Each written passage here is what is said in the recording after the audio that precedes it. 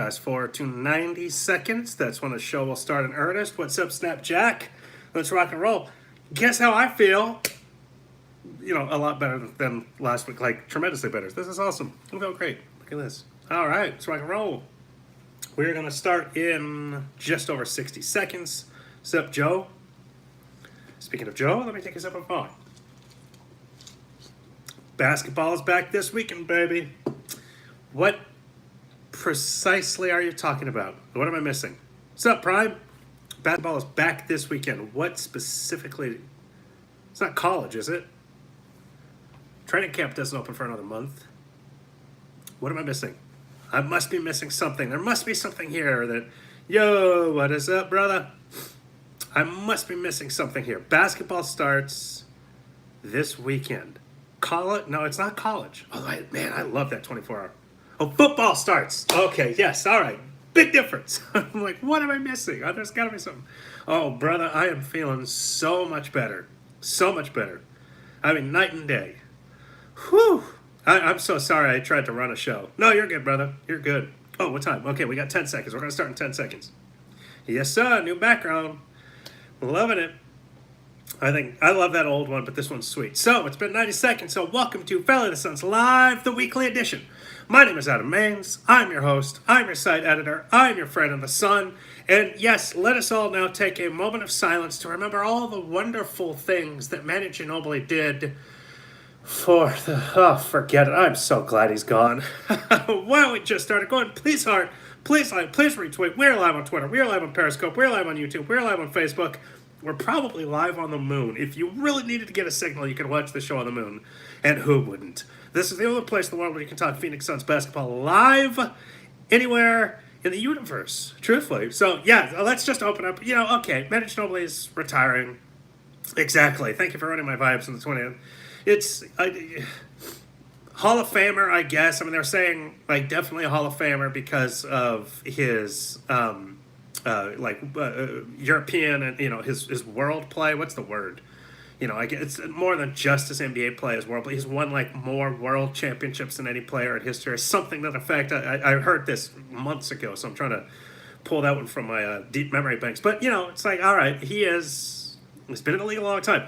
If you ever want to feel old, for those of you who aren't, if you ever want to feel old, think about those players that have been around forever. Your whole basketball, existence, the whole time you've ever watched the NBA game, and now realize that that's a player that's been there your whole life who will not be on the court.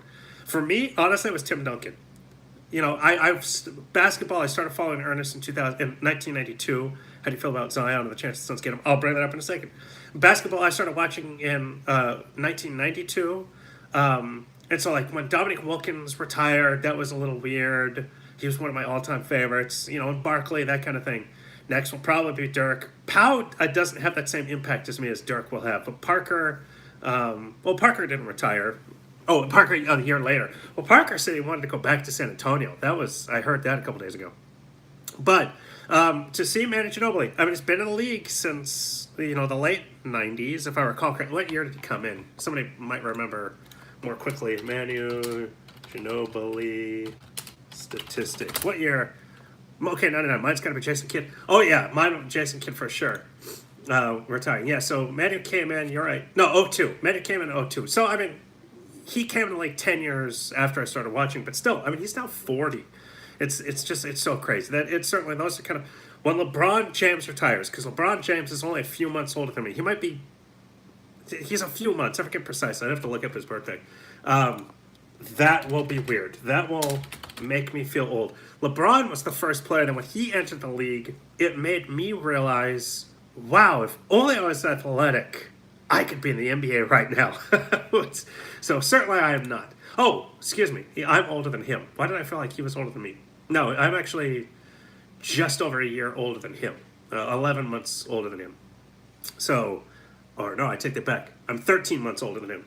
So that's still, when he entered the pros, I was a sophomore in college, it must have been. And that was my moment of, damn, he's making millions of dollars and I'm taking math 121. So, all right, we have 5 minutes in. Go ahead and please heart, please like, please retweet. So the question about Zion, If the Suns, here's the thing, I do not under any circumstances want the Suns to tank this year. None whatsoever. I want to play every player, veteran or young. I want to have solid rotations. I want to see them go out to play and win every single game, all 82, full force, just go on rock and roll. I want to see them try to win 40. I want to see them win 82. But I want to see them try to win 40 games. Like make an earnest attempt. Like, I want to see if they're losing 50 games. Okay, so at that point, that would mean they lose 52. Or 47. So it's 47 to 35. So that means they're losing 47 games. If they're losing 47 games, all right, it's not entirely unexpected. But what I want to see is 30 of those games to be by 15 points or less. And then the other 17 games to be by 25 points or less. I know it's just I want to see competitive basketball. Hell, I want to see 30 games by 10 points or less. That would be actually devastating if they lost 30 games by 10 points or less, because it's damn, come on, win a couple of those. But my point is I want to see some competitive basketball. That said, while I will stand by that there is a chance they can sneak in as an eighth, I'll put it at 1%, but I'm going to be not Adam Sandler. I'm going to, what's his name? The actor from Dumb and Dumber. So you're saying there's a chance. There is a chance they can make the playoffs, because I just think a couple teams are overhyped. I still think Denver is overhyped in particular, especially with the addition of Isaiah Thomas. I think he's not going to fit. The Suns beat Jim Carrey. Thank you. The Suns beat. Oh, I meant to DVR. Today is the. I'm a schmuck. Today is the Suns' day on NBA TV. I completely forgot. I totally spaced about that. I saw that on Friday, and I even texted buddies. I was like, "Hey, Monday's the Suns," and we both said, "We're all, we got a DVR," and life happened, so it's all on YouTube. But anyway, so the Suns beat Minnesota twice, and I think that team is not nearly as good as I think we all expected. I don't think Jimmy Butler is fitting very well. There's a chance they could trade Jimmy Butler. So if the Suns play it right, if things kind of fall their way, they stay healthy and so forth, there's a chance they can finish ahead of Minnesota. Pie in the sky, maybe, but I'm just saying it's plausible. I live in the world of the plausible. I'm a very positive, optimistic kind of person. That being said, 35 and 47 means you're missing the playoffs. It's just they're not making the playoffs. So what would I think about going after Zion? He would be a little redundant on the roster as it is right now. And this is where we can talk about trading about depth. I definitely wanted to bring that up. He would be a little redundant. He's another wing player. He's another, he would play behind Devin Booker, Josh Jackson, TJ Warren, Mikal Bridges. If Phoenix misses the playoffs, that means they're the lottery. You never know. Orlando won it back-to-back years. So who knows? Maybe in 92 and 93. So maybe, Phoenix can do the same. Luck of the next 50. We got to coin a cool phrase with that to talk about how things are going to change in the next 50 years. Maybe. Maybe they can at least finish in the top 3, because there's no guarantee that Zion is the number 1 overall pick. We'll see. That also said, trading from a position of strength. If, and we get, who knows who might finish above or around Phoenix in the lottery. If a team needs a TJ Warren, so, if they prefer somebody can step in right away. Maybe a team really likes Josh Jackson. Maybe Josh Jackson has a great year. Or Mikal Bridges just looks intriguing enough. Especially at small forwards, you've got maybe Davon Reed has a good year. I always kind of use the Charles Barkley trade. And granted, trades like Barkley where you're stealing a superstar. It wasn't quite a steal. I'll explain that in depth in a moment. I always use that as kind of it's possible. I speak of the plausible of the possible. It's possible to kind of make a trade that's surprising everybody. Draft picks, on draft day, it's obviously certainly more difficult. A lot of people thought the Suns were going to be traded into the top 5 maybe and steal somebody, and they end up having to move the unprotected Miami pick just to go to, just move up 2 spots or 5 spots or whatever it was. 3 spots, whatever, Redditor goes, only a couple. So, it's going to be difficult. But the Suns got Barkley, granted a veteran. I just noticed my collar is a little flipped. The Suns got Barkley. He was a 30-year-old veteran, or 29. But they traded a former All-Star, one-time All-Star, Jeff Hornacek, and the 2 other starting players. Tim Perry and Andrew Lang were both starters for the Suns in 91-92. the Suns aren't going to trade 3 starters to move for anybody. They don't have 3 starters to trade. You could potentially, hypothetically, I suppose they could if a trade could be made of Brandon Knight, T.J. Warren, and Josh Jackson. And you're trading, T.J. Warren and Josh Jackson, start a number of games this coming season. So I mean, it's again possible, living in the world of what could be, but it's gonna be hard. That said, they are trading for a position of strength, and crazier things have happened. Again, they got Charles Barkley for Jeff Hornacek. Barely played a year and a half. He forced his way out of Philadelphia. Andrew Lang and Tim Perry, neither of them lasted 2 seasons. Lang ended up in Atlanta. Tim Perry was there. Actually, I take it back. I think Tim Perry was there for 2 years before he was traded or waived or something. So it's like maybe. But you have to move at least 2 of your wings to bring in Zion, just because, again, you can't add to an already loaded position and not move things around to fix strength. We traded for 10 pick and traded our 16. But okay, yeah, but we also traded. My point though is, so it was 16, moved up 6 spots. But we also traded the Miami unprotected pick, and a lot of us speculated, including myself. I mean, it's what the hell do I know? In regards to what other teams are truly thinking and the kind of conversations that Ryan McDonough is having when it comes to making those kinds of trade requests, or he's receiving those kinds of trade requests. We all thought that unprotected pick was going to get them in the top 10. It technically did get them in the top 10 because it got to 10, but I mean, we thought it was going to get them a lot higher. Would you rather the Suns progress this year and win 35 and finish around the same? Okay, well, would I rather they win 35 games and get a top 1 to 3 pick, or what? Or make the playoffs and be swept? I'm gonna make that presumption. You go ahead and message me. Go ahead. We are in about 10 minutes in, so please like, please retweet, text everyone, let them know we're doing Valiant Suns live till 7 o'clock. And don't worry, I'll do some overtime. Would I rather than win 35, finish in the top 1 to 3, or make the playoffs and get swept? I'm gonna presume. Oh, win 30. Okay, well, okay. So, I see what you're saying. Win 35 or draft in the top 3. Well, it's at the least. It is physically possible to win 35 and still draft top 3. I mean, again, Orlando, granted the lottery was different, but Orlando in 92 and 93 with Shaq won 41 games. They were the last team to miss the playoffs that they entered the lottery, and they still won the number 1. So it is statistically possible. If we make the playoffs, maybe we steal a game. Yeah, maybe they steal a game. Especially like if they play Golden State or Houston and they're like, we're going to take game 3 off. That's the game to steal. So that's the thing. I would rather them win 41. This is so pie in the sky. And I'm really pushing the boundary on plausible here. It's possible. It's just less plausible. I would rather them win 41 like tonight, 92-93, Orlando Magic, and then win the lottery. Have a great season. I mean, that would be a tremendous season to go from 21 to 41, feeling really good.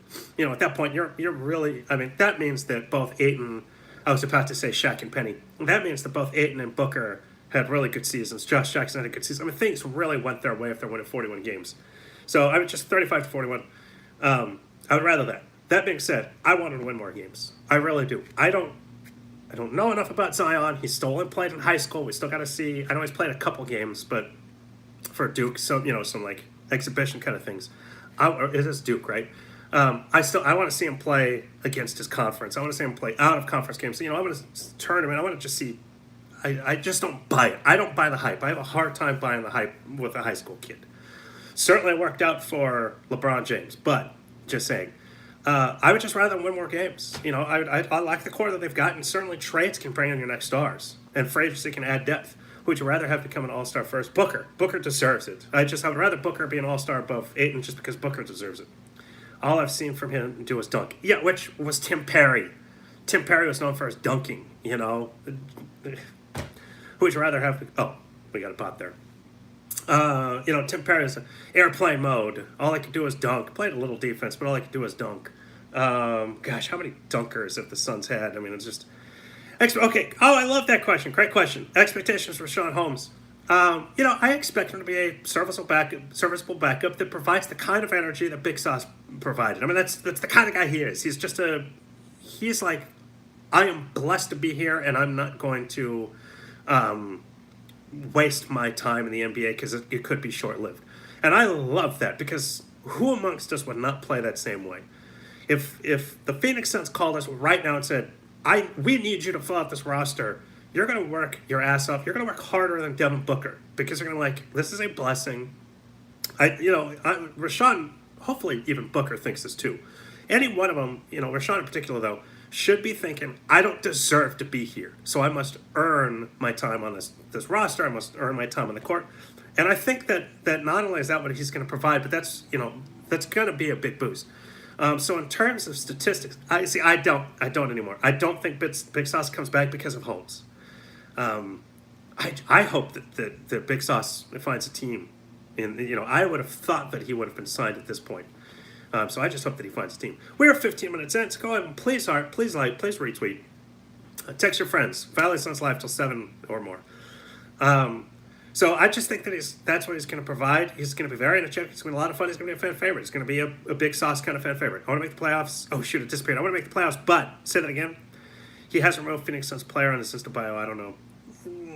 Yeah, he could be. Well, here's the thing, though. Their roster is full.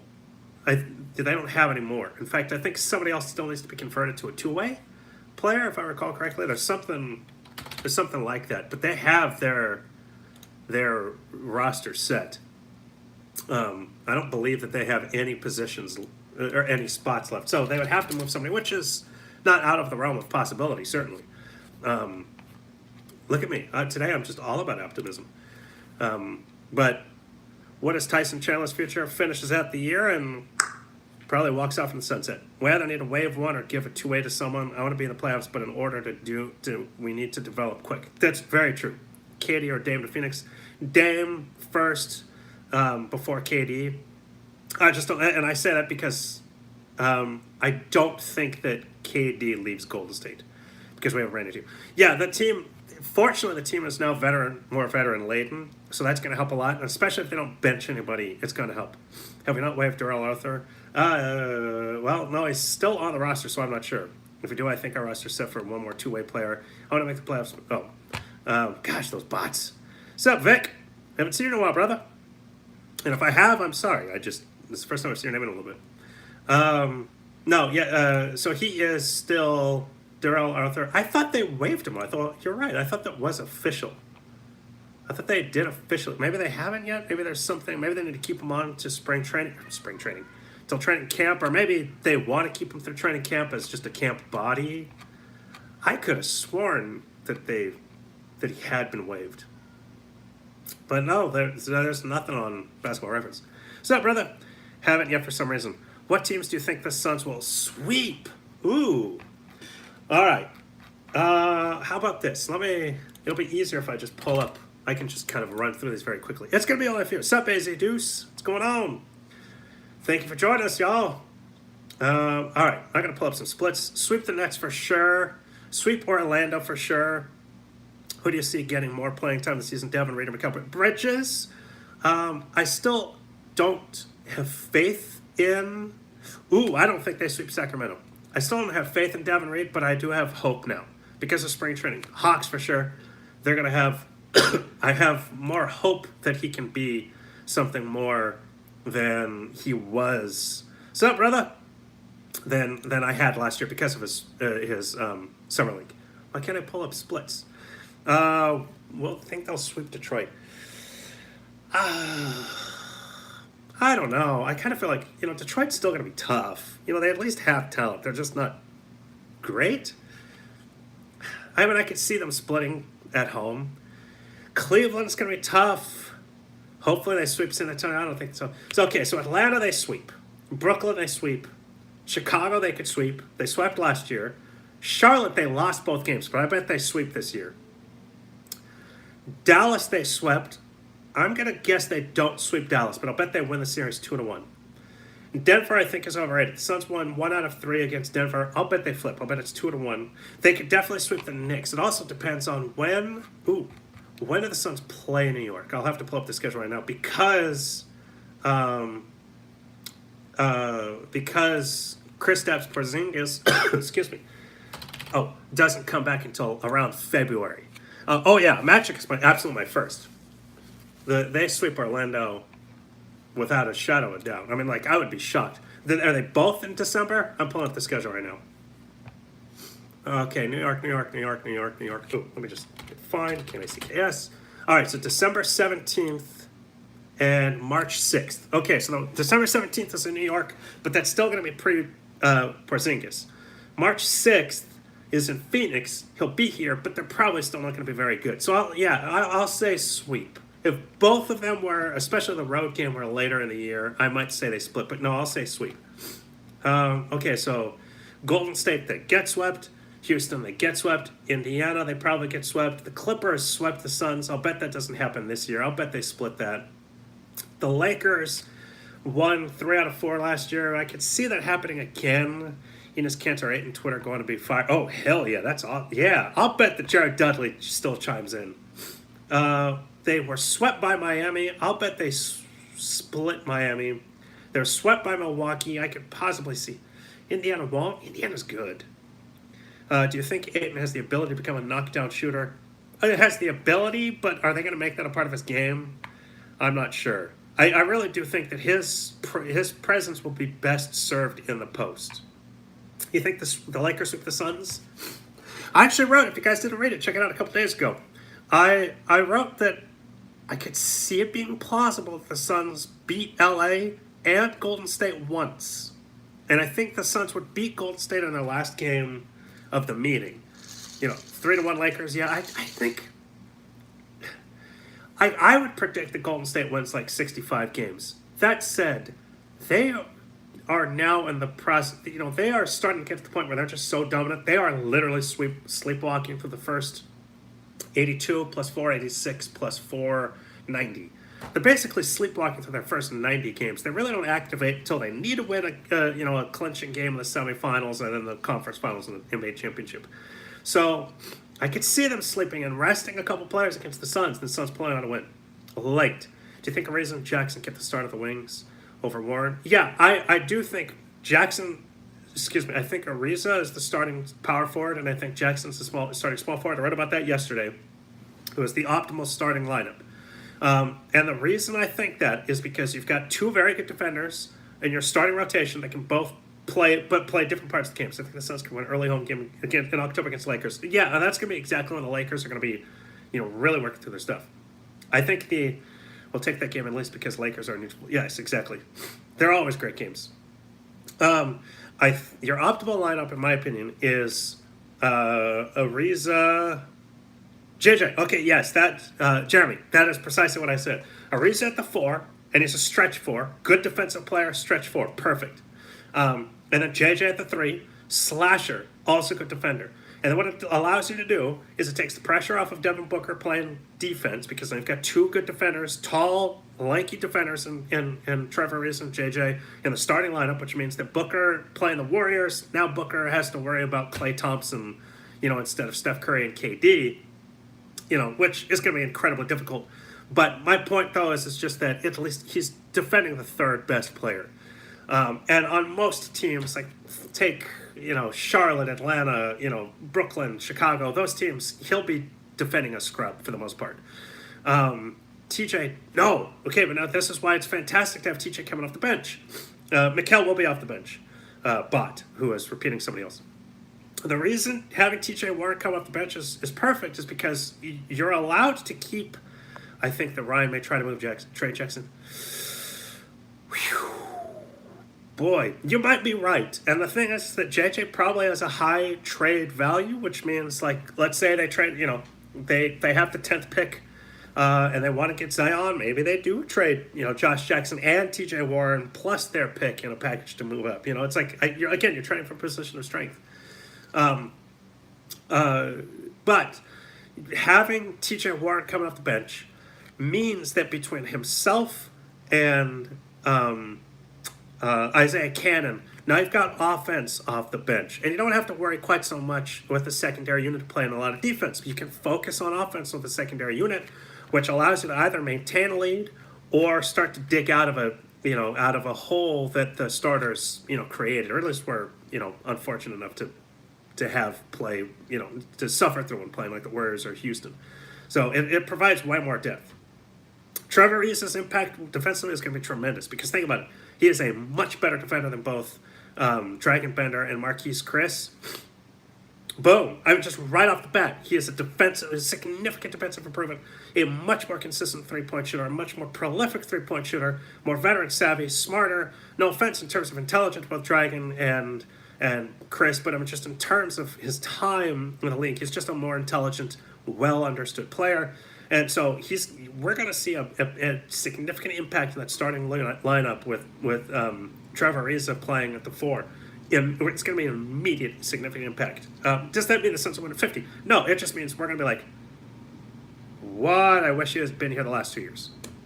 Who do you think will get more minutes, Chris or Dragan? I still think Chris will, and I wrote about this the other day too. I think Chris will just because he's a more well-rounded shooter, and Dragan Bender is just so timid on both the offensive, well, specifically the offensive end. And I actually think he's a much weaker defender on defense than I had originally thought he was 2 years ago. Last season, he just looked really weak. Now, can Igor coach him up? That's what he was brought in to do. He wasn't brought in to strictly focus on Dragan, but I mean, he was brought in to coach up these kids. And if anybody can do it, it is Igor. I just think it's going to take time. Chris, his body looks like a mini Amari. He looks more like, who did the Suns get to replace Amari? Oh, Hakeem Warwick. He is Hakeem Warwick. He is no Amari Stoudemire. His athleticism is not elite enough. His intelligence and his just kind of understanding of how to play offense is not there enough. I mean, think about it. Stat came into the league out of high school. At least Chris had a year of college, and Stat came in and made an immediate improvement to his shot. An immediate improvement to his shot, which was god-awful. He is Hakeem Warwick. He can't shoot. He can dunk. And if he does not add a shot, it does not add intelligence. And again, I'm not trying to demean his intellect. I just mean like if he does not improve on the mental side of the game, he's just never going to be good. Chris is the body and ability just doesn't click upstairs. Totally agree. Chris has been grinding this offseason. I sure hope so. Yeah, no, very low basketball IQ. We are 27 minutes in. Go ahead and please like, please retweet, text everybody know, and just say, yo, Phoenix Suns, Valley Suns live until 7 o'clock, plus overtime. So I still think that Chris gets more playing time. I just do hope that we see some improvement from both he and Dragan. And I think if any head coach they could bring in was going to make that change, it's going to be Igor Kokoskov. So let's just see. Oh, okay. Got a phone call. I ignored it. Am I live? Okay, YouTube is back. So I just think that starting off, Chris will get more playing time just because he is more of an innate, natural scorer. He might not be very efficient, but he's still a more natural scorer.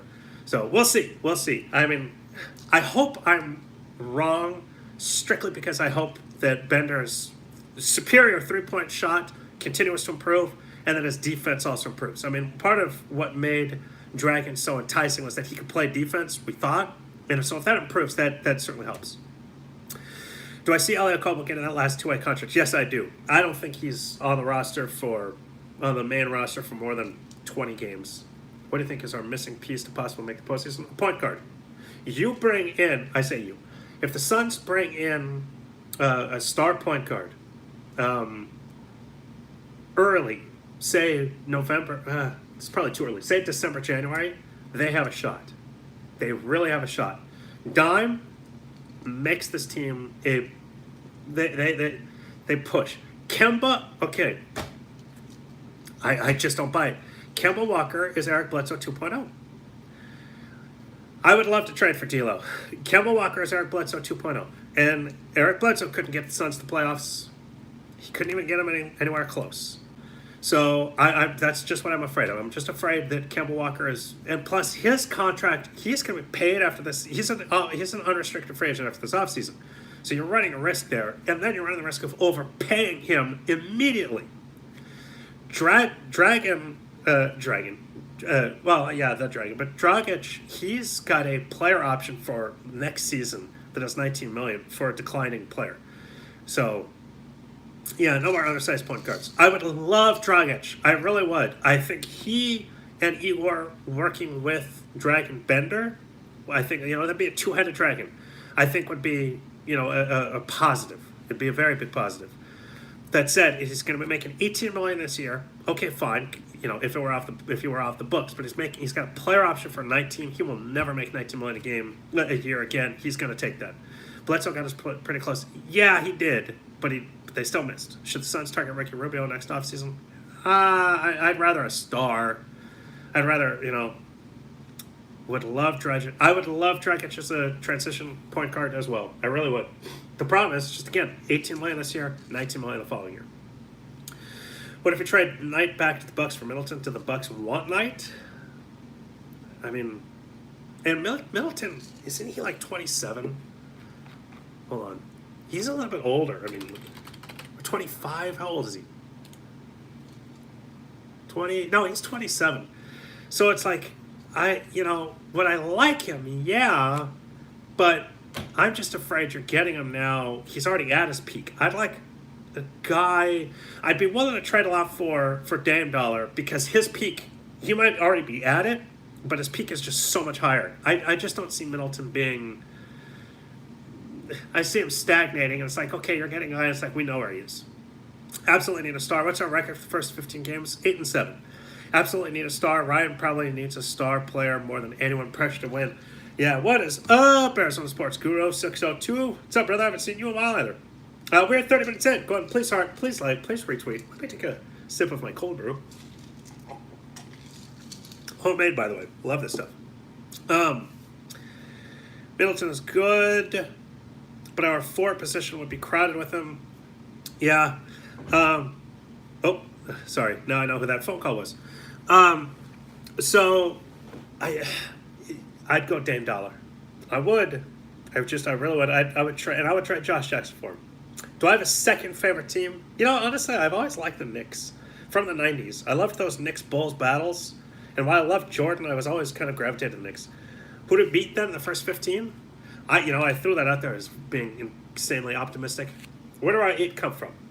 All right, so 3, 6, 9, 12, 15. Okay, so I see 15. So Dallas, Denver, I still say is overrated. Maybe the Lakers. So they play Golden State. Maybe the Lakers. Maybe Memphis. OKC, San Antonio, Toronto. Maybe so you split Memphis, maybe. Brooklyn, lose to Boston. So is that 11? Maybe the Pelicans. Maybe you can win one against Oklahoma City. Boy, they play OKC 1, 2, 3 times in their first 15 games. Wow. So you got to win 2. Then you got to have an upset in there then somewhere too. Maybe you beat San Antonio. I don't know. Maybe that's a little high, my 8, but I was trying to be optimistic. Do we still see Troy Daniels getting playing time, or is he gone? No, I think he's the primary backup until he's traded. He's the primary backup shooting guard. I was Suns fan till death, but I left at 03, 04. He left at 03, 04. What?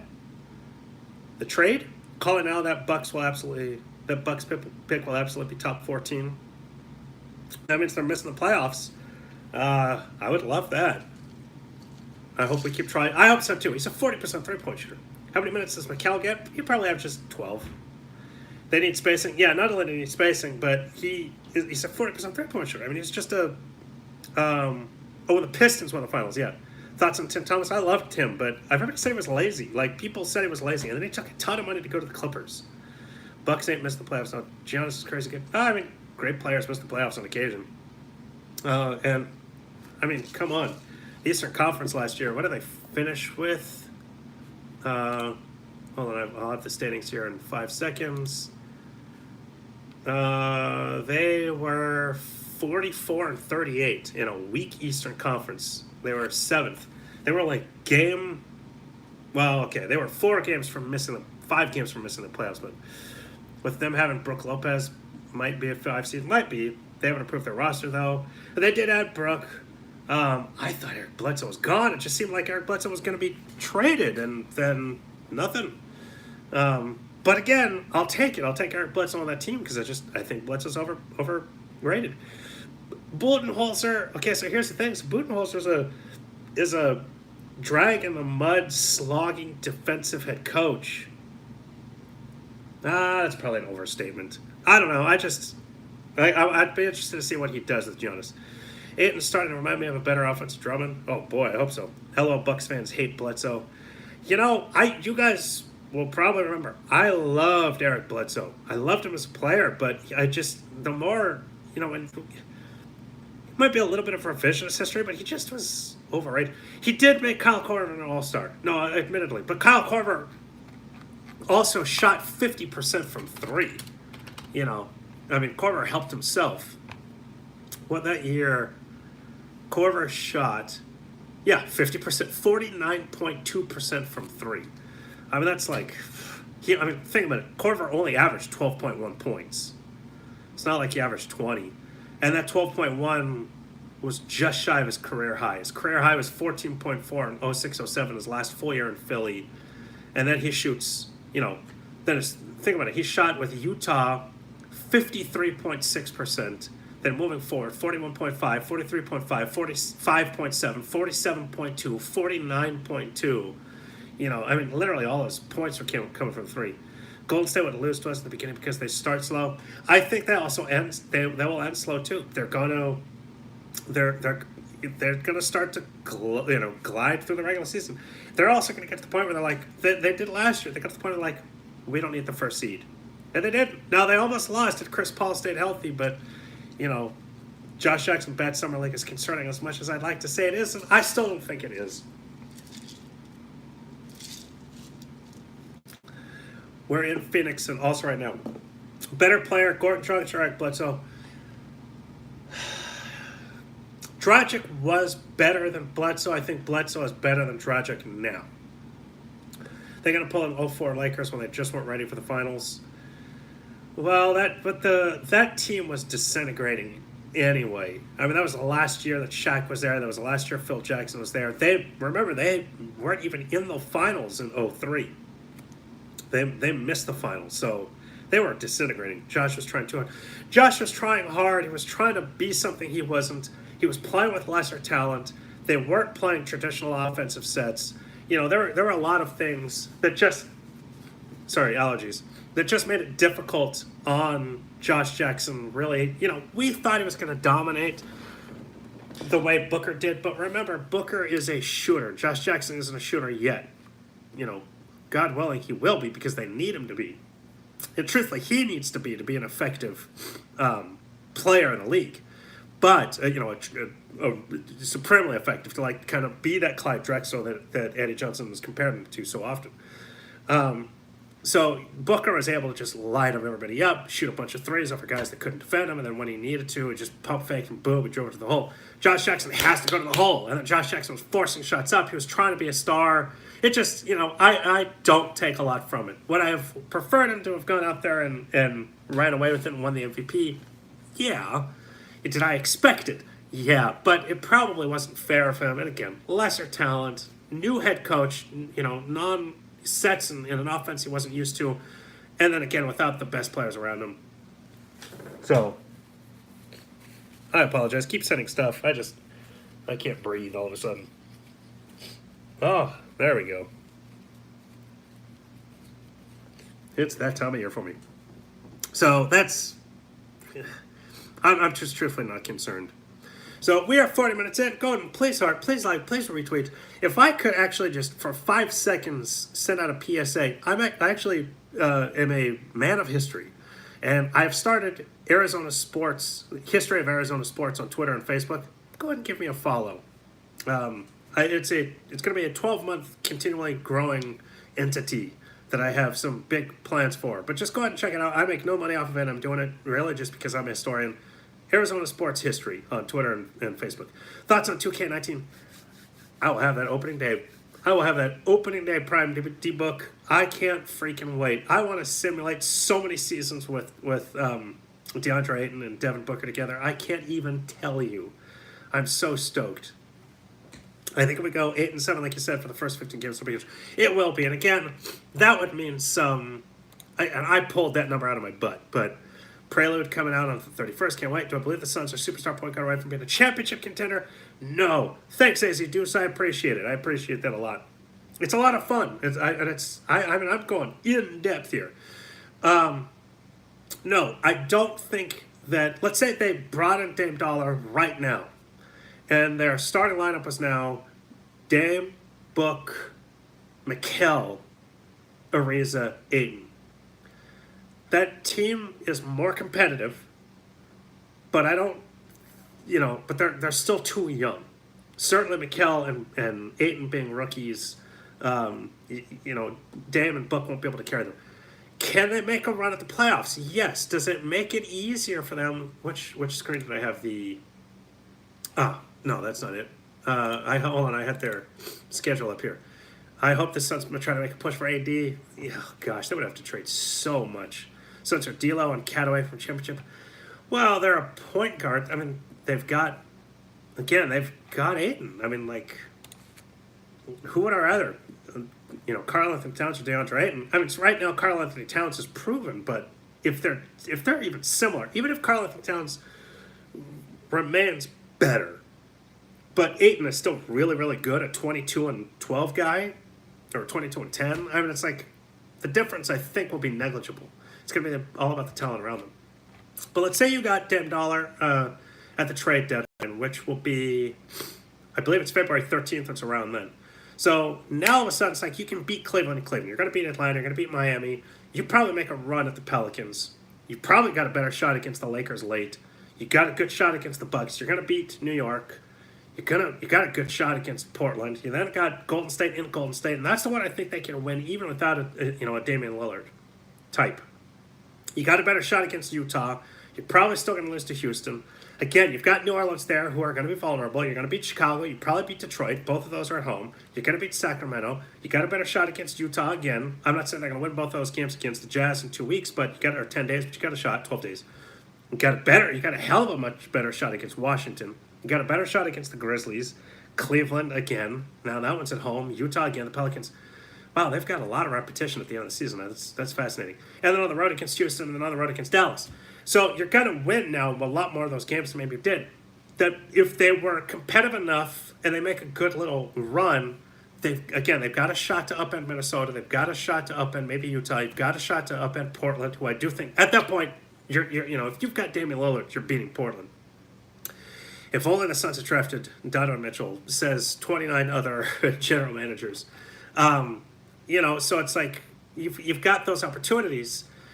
It just doesn't make you a championship competitive team now. That said, you now have Brandon Knight off the books. Well, you have Tyson Chandler off the books this coming off season. You've got Brandon Knight for one more year. Maybe you can dump his salary somewhere. You've got a lot of salary there to go make a trade for another star, to make a trade for or at depth. And now next year, now again, not championship, but certainly semifinals competitive. It's still going to be difficult to upend Houston. Although Houston's window, I believe, is short. Houston's window is going to be small. So maybe they would be beatable in a year. February, a lot of road games. Okay, so one, two, three, four. Oh, okay, so they've got one. It's split up by the All-Star break. So they have Sacramento on the February 10th, the Clippers on February 13th, and then they have 8 days off. Then it's Cleveland on the 21st, Atlanta on the 23rd, and Miami on the 25th. So it's a 5-game road trip with the 8-day break there. But they also have one game against Utah, and they've got Atlanta and Houston to start, and then Golden State at home. So Brandon and I had a monster triple-double a couple years back against the Lakers. Oh, yeah, I remember that game vividly. That was a great game. Good coffee. We are 45 minutes in. Go ahead, please like, please retweet. A player like Damian Lillard makes the Suns playoff contenders. And if they're close enough, if they were to get him at the trade deadline, it certainly does make them a threat. B-Night, I just hope he is better and stronger. I certainly do too. And that's the other thing. A lot of fans still have a lot of high hopes. Certainly, I wouldn't say expectations, I suppose, but high hopes at least that Brandon Knight is going to be fine, be serviceable at point guard. He's a starting point guard in the NBA. So, if he can be a guy that averages 14, 15, and 7, even 12 and 7. I'll take 12 points for him. He's going to score more than that because he is an offensive-minded guy. But 12 and 7, that's 14 and 7, that's going to be a good point guard. Do I think the Blazers make the playoffs this year, and do I think Lillard stays or goes? The Blazers are one of my picks that two teams that made the playoffs last year that I think can absolutely miss are Portland and Minnesota. Denver, I don't think, is a guaranteed lock. A lot of people are really high on them. I think they're overrated. So there's a chance that Portland misses the playoffs. If they are struggling, maybe around 500, and he truly is disgruntled, and he truly is upset that they did not add anybody, because they added nobody. Talk about a team that was in the playoffs that should have done something to improve, and they made one move. What was their move? Hold on. But it's like they really did not make a tremendous improvement to the roster.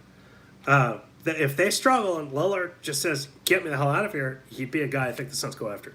Blazers are super disappointing in the playoffs. Dame is most likely gone. They lost players. So they have, who did they add? They added somebody, or did they not? Anthony Simmons, he won't make a difference. No, they didn't add anybody. CJ McCollum, Evan Turner, Aminu, Maurice Harkless, Zach Collins, Caleb Swanigan. Anthony Simmons, think about it. Their draft pick, now granted they drafted low, but their draft pick, Anthony Simmons, they drafted a project. He is not going to make an impact. I would not be shocked if they missed the playoffs. Don't they still have that big contract with Miles Leonard still? He's making 10.6 this year, yeah. After averaging 3.4 points and 2.1 boards last year. Good for him. So it's 10.6 this year and 11.2 the following year. So yeah, they're stuck. So they didn't add anybody. And if Damian Lillard is upset, which where there's smoke, there's fire. They tried to sweep him being upset under the rug last year. Yeah, it was because the cap spiked, so did the minimum. The cap basement spiked, and so teams had to add players. That's why, what was his name? I'm so bad with names when I don't have research in front of me. Who was the Lakers? The center that the Lakers signed for $1 billion from Cleveland, who averaged 2 points a game. It's like they needed to add somebody because they needed to reach the cap floor. Timothy Mozgov, thank you. They needed to add somebody to add to the cap, to reach the cap floor. So Timothy Mozgov became one of those guys. He was one of a dozen that got overpaid. So if not more, serious overpaid. If Leonard is disgruntled and the Suns miss their chance, I'll be so mad. Agreed. I agree. And certainly I'm almost at the point where it's trade anybody but Booker and Ayton to make a trade like that. To make a trade for a guy like that. But at the same time, if they are really asking for the moon, or if it truly does get competitive, it's you've got to be careful. You still can't just trade absolutely anything because you've still got to add players around them. But yeah, if he gets traded for, Jeff Hornacek, Tim Perry, and Andrew Lang, then yeah, I'll be pissed because the Suns, presumably would be able to offer more. We've got about 10 minutes left before OT, so go ahead and please like, please retweet. My thoughts on Boris Diaw. Did he retire? Did he say something? Just in general, I liked him. I was not a big fan of his at the end because his skills declined in Phoenix, although the system started to wane. But I was a big fan of him. He was a triple-double threat every night for 4 years. I did Boris. Was always a nice guy. Man, I wish I could afford. The hope is obviously that Dragon Bender is that guy. My favorite coach post D'Antoni. It's got to be. Well, okay, Jay Triano. I think Jay Triano deserved a shot to be brought back, but I like Jeff Hornacek. Oh no, okay. Post D'Antoni. No, it's definitely. Gosh, what? Get a picture of his face. The New Orleans Pelicans head coach. Why can't I think of his name? Again, and when I don't do Alvin Gentry, yeah. When I don't do research, sometimes my brain gets it's hard to explain. My brain gets so focused on the information I've got in front of me that it's sometimes my brain it's hard to dive into the hard drive. But yeah, Alvin Gentry is my favorite. Alvin Gentry number 1, Jay Triano number 2, Jeff Hornacek number 3, and then Igor number 4, just kind of by default, just because Errol Watson was the worst head coach in franchise history. He was the worst head coach in the league at the time. And then Lindsey Hunter, Terry Porter, they were just god-awful. They never deserved to be head coaches. They were there. At least Lindsey Hunter was there for, nepotism, for lack of a better term. Terry Porter was just a bad hiring because they were trying to rather than change the roster, they tried to make the roster change, and that's just stupid. I mean, that's just stupid. Bender could be similar to DL. Yep, Lindsey Hunter couldn't draw plays. Lindsey Hunter again, he was hired because of nepotism, and then according to Gambo, stabbed, everybody in the back. So Lindsey Hunter was the second worst head coach this franchise has had. Earl Watson, will stand by, is absolutely the worst. I hate guys that are all talk and no action, and Earl Watson is all talk. Lindsey Hunter wasn't all talk. He was just an idiot. Brought on by an idiot general manager. Earl Watson probably talked his way into that hire. What do you mean he's a 50-50? Earl Watson probably talked his way into that hire in that he probably said enough strategically and said, yeah, of course I can run an offense. I was a point guard for 11 years. Yeah, I know how to do sets. Yeah, I can do this, I can do that. And then he talks his good. And I'm not going to lie to you, I bought into it at first. I remember that commercial that the Suns did, and they had him, narrate. I remember texting some friends saying, I'd run through a wall for that guy. And I probably, to the end, still would have. The difference being is that I was naive enough in the beginning to think I would run through a wall for that guy. By the end, I was like, okay, sure, I'd run through that wall, but I would have no idea what to do on the other side. And that was his problem. Is that nobody knew what to do once they got to, yes, I'll run through that wall. But it's like, wait, why did we run through it again? Why did we jump over it? Why didn't we scale it? Why didn't we run around it? Okay, we got to the other side, now what? Sometimes freshman watching Jeff said, yeah, well, that was just bad. Hornacek wasn't that bad. It was just an awkward situation having 3 point guards. And the problem is they were all 3 small point guards. I mean, Goran Dragic is, 6'4", 6'3", 6'4", but I mean, Eric Bledsoe was small, and obviously Isaiah Thomas is the smallest starting point guard in the league. So, you were running 3 point guard lineups, and you've had an undersized small forward with Goran Dragic. So, that was the issue. That was less his fault, and I never believed that he deserved to be fired in the first place, just because the mess really was. Ryan McDonough's, and I'll stand by. I saw why he did that. He got the best point. Not only was arguably the best player available in signing Isaiah Thomas, but he was the best point guard available. And so what Ryan McDonough did was he took a team that was already stacked at a position and made it more stacked, and which meant that, hey, I can now trade from a position of strength. He thought, okay, there was no good star, or at least above average small forwards, for instance, available, or certainly shooting guards available in free agency that year. So if I draft the best or if I sign the best point guard, now I've got 3 really good point guards. Now I can now shop 1 or 2 of them and get myself that shooting guard I need, and get myself that, backup center I need, what have you, and still have a good starting point guard. And that's a smart way to go. But the problem is that he didn't have enough depth around them anyway to be able to make that work, to be able to give Jeff Hornacek his best rotational options. Plus, you had 3 point guards who truly were starters and who wanted to start and who had the egos to start and had the egos to demand starting minutes. And then at the same time, you've got Jeff Hornacek going, well, I would play my best 5 players. Well, 3 of my 5 best players are point guards, so I have to run them out there. Otherwise, it's a disservice to the team. And so that all became an issue. Had the players bought in, but that might have worked up until the trade deadline, up until McDonough found a trade. But at the same time, now you're also telling your roster, some of you are gone. Well, then why the hell am I going to work my ass off for a team that is likely going to trade me? Who's in Isaiah Thomas's position? I was brought in to be traded. I could have just signed with another team, if you didn't. So I will never fault the philosophy. I fault the execution, and that truly was the issue. It was a fault in execution. The philosophy was good. It was like, hey, I got the best available player. not going to trade the best, my best point guard or one of my two best or three best point guards.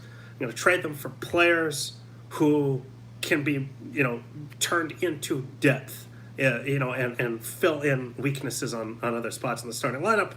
And he just didn't get that opportunity because it just imploded. He couldn't make it happen fast enough.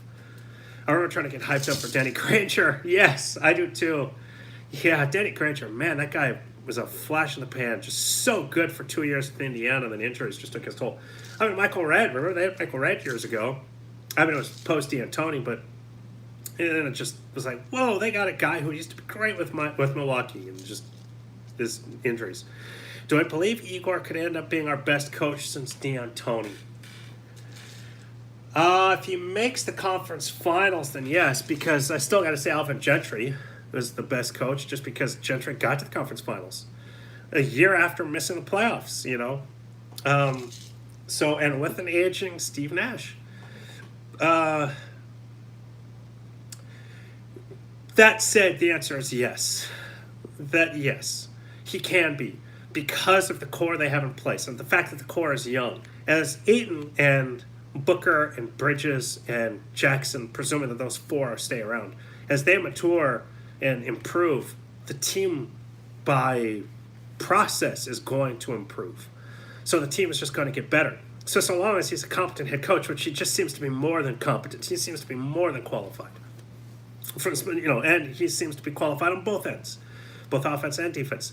He's going to that this team is going to improve, and they might just by process be a conference contending team. Gentry brought back 7 seconds or less. Yeah, I mean, by destroying what Terry Porter attempted to build, the sandcastle that Terry Porter built. Yeah, I mean that was his great plus. Would I rather keep Zaire Smith or get Mikal? I'll take Mikal just because he's here. Running Home is my favorite season. Oh yeah, no, for sure. And if you recall, the first 3 games after they fired Terry Porter, Adrian Gentry's first 3 games, they scored over 140 points. Let me see. And I know that, I said it I know that for a fact, but if I recall, it's like 140, 142, and 140. So that was 08-09. They won, let's see if I hit the right button. Nope, I did not. It was 08-09. Man, those were 3 great games. Our second unit was so good. Oh, yeah, it was. With Grant Hill. We scored like 150 points with the yeah, they did. 08-09. Click. Okay, got it. They won 46 games under Gentry. I want to say they were at 500 when they fired Porter. No, they were 28-23. And then Gentry won 18-13. Okay, so if I can get the schedule results. So they were 20-23. So I got to look at the game after. Okay, here we go. 28-23. Yeah, okay. So yeah, his first 3 games. Clippers 140-100. Think about that. They won 140-100.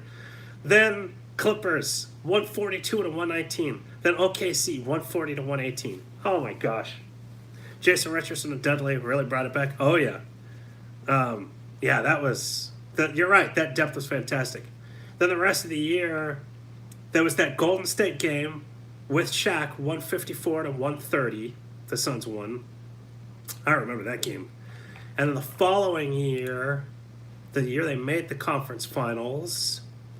Okay, let's see. 123, 120, 124, 126, 120, 121, 124, 127. Boy, then they didn't score 120 for a while. Then 125, 127, 152 against Minnesota. I remember that game. That was a 10-game winning streak. 133-131 at the Warriors. 132-96 against New York. Yeah. And the playoffs, they never broke 120. But, yeah. No, that was a 2 year and a half of great fun basketball with Gentry.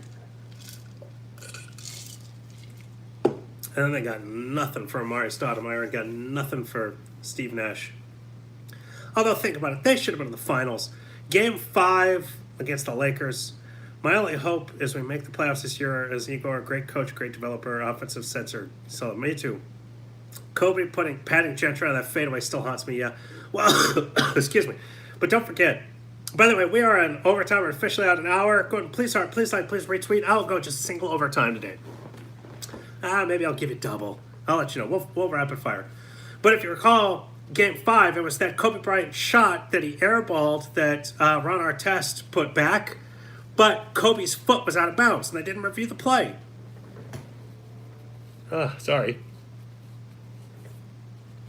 Oh, goodness. If they review that play and they see Kobe's foot is out of bounds, they at least go to overtime. And then, you never know. Then maybe the Suns win. Certainly they could have still lost, but you got a shot. You had a shot there. Suns Game 6 versus Clippers on NBA TV. I got to turn that on. I have that game saved, too. So, I'm so bummed I forgot to DVR those. Anyway, I'll definitely have that on tonight. Have those things on. So, anyway, yeah, those are great years. Remember they won 6 in a row? They won the last 2 against Portland, and they swept San Antonio. The only person that called it on TNT was Barkley. Barkley called the Suns would win that. Everybody said, oh, no, and actually, who didn't think it was possible that San Antonio could beat the Suns? But Barkley's like, no, they're going to beat them. They swept. This is the highest quality. Maybe I got to turn this on right now. Highest quality I've ever seen this game. That was a great game. I watched that over the summer. I did. I watched that over the summer. Man, it was a stressful game, too. Ugh. All right, rapid fire. Go ahead. We're 2 minutes into... I hope this doesn't make noise. We're 2 minutes into... Come on, volume. That's about to make noise. There we go. We're 2 minutes into overtime. Go ahead and rapid fire. Anything you want. Whatever you want. Chris Kaman was... Oh, that hair, yep. Okay, I want to say it is over here. I gotta watch a couple moments of this with you guys. Highest amount of games win. Oops. Yes, Joe, I got you a magnet. Sorry. Okay, so highest amount of games they win this year. Do I believe the Suns would have won the 2010 NBA Finals if they would beat LA? Yeah, I think they beat Boston. I really do. So highest amount of wins for the Suns this year, I'd say would be, I'll put it at 40. I would certainly love it to be more. I'll put it at 40. All right. NBA TV. I'll at least have this on. There we go. All right. I'd love to see more, but... Wait a second. You said this is Game 6? Didn't the Suns lose Game 6? Because this went to 7, didn't it? It did.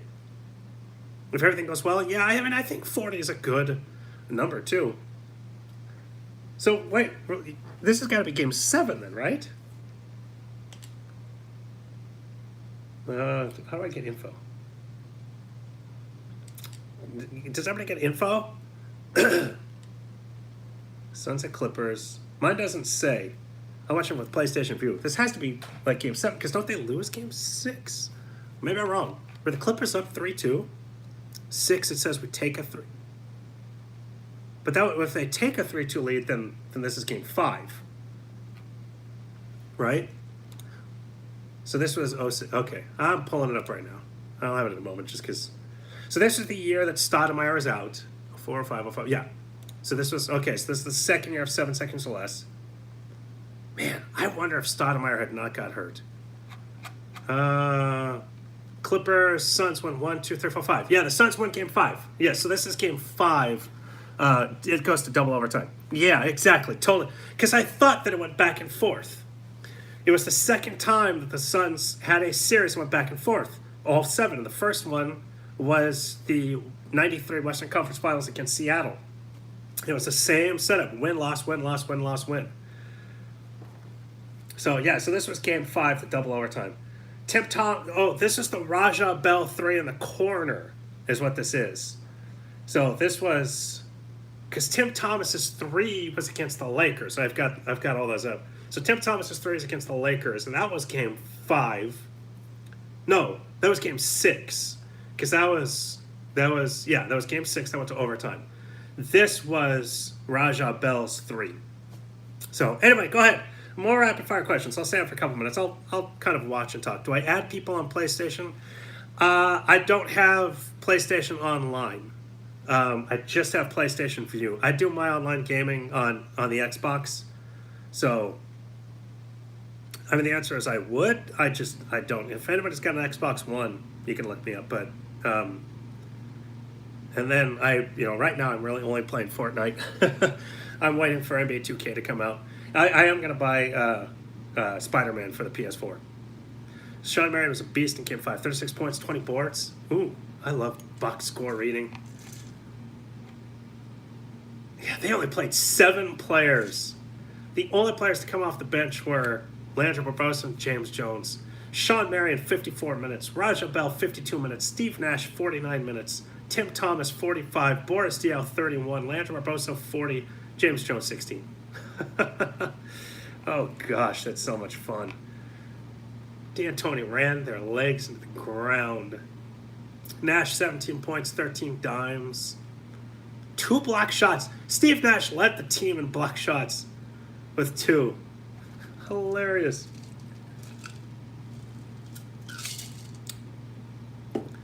Oh. Anything else, and I can get off and we can all enjoy this. You can DM me or tweet at me. And wow, Walter McCarty was on. What year was Walter McCarty on the Suns? Was that 04, 05? Did he? Yeah, it was 04. Oh, it's the year before. It was 04, 05, yeah. So he was on the Clippers team this year. This was his last year in the league. I remember that. I remember the Suns got McCarty was like, whoa, I used to like him, but he was never really any good. All right, it looks like we're done. So thank you very much. I'll be back in 1 week. However many hours over the next 7 days -1, but same Valley of the Suns time, same Valley of the Suns channel. I love you all. I do this for you. Thank you so much for being here. I'm feeling better, and I know I'm going to feel even better next week. Win, no matter what, brother. Yes, sir. Thanks for the stream, man. Glad you're feeling better. Thank you so much for joining me. I am feeling so much better. Go ahead and DM me, tweet at me. We can talk this game. I'll totally have this on tonight. I'll show my son, Benjamin. He'll watch this with me. And here's the funny thing. He will ask me, where's Devin Booker? And I'll be like, oh, he wasn't born yet. Or no, he was. Devin Booker was. Yeah, he had him born. He was probably like 10.